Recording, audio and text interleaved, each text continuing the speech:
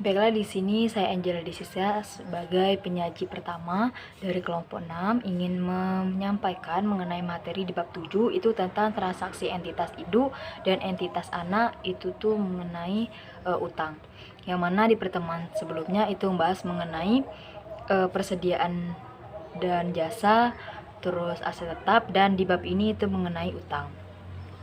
Jadi seperti halnya transaksi jual beli di bab sebelumnya, itu kan transaksi utang antara entitas induk dan entitas anak itu tuh juga harus dieliminasi dalam rangka penyusunan laporan keuangan konsolidasian.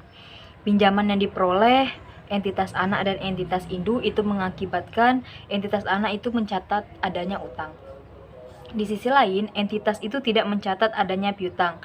Dari sisi konsolidasi, itu utang piutang itu tersebut harus dieliminasi karena transaksi pemberian pinjaman itu terjadi karena antara entitas induk dan entitas anak yang merupakan satu kesatuan ekonomi.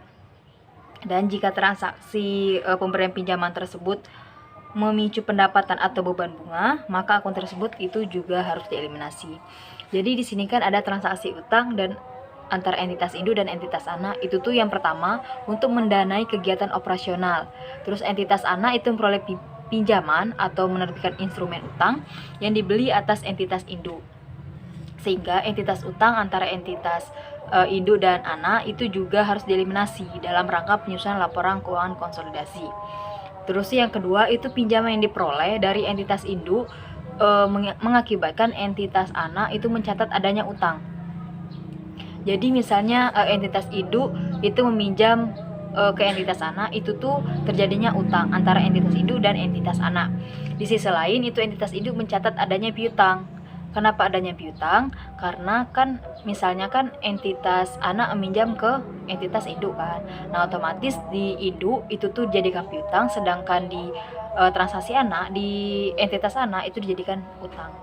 Jadi sehingga utang dan piutang harus dieliminasi karena transaksi pemberian pinjaman tersebut itu terjadi antara entitas induk dan entitas anak yang merupakan satu kesatuan ekonomi.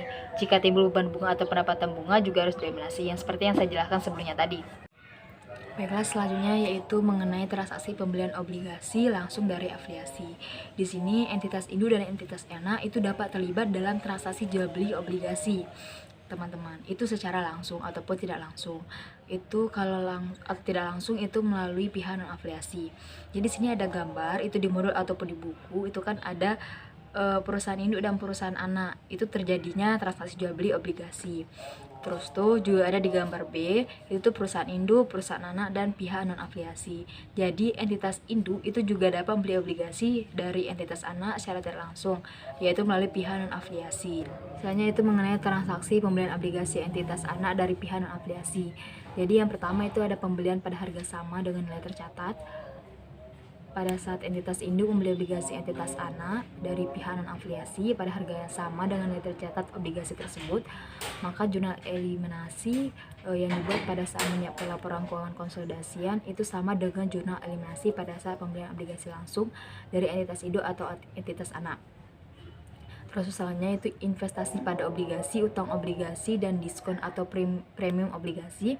Itu pendapatan bunga, beban bunga, utang bunga, dan utang bunga muncul, itu harus dieliminasi.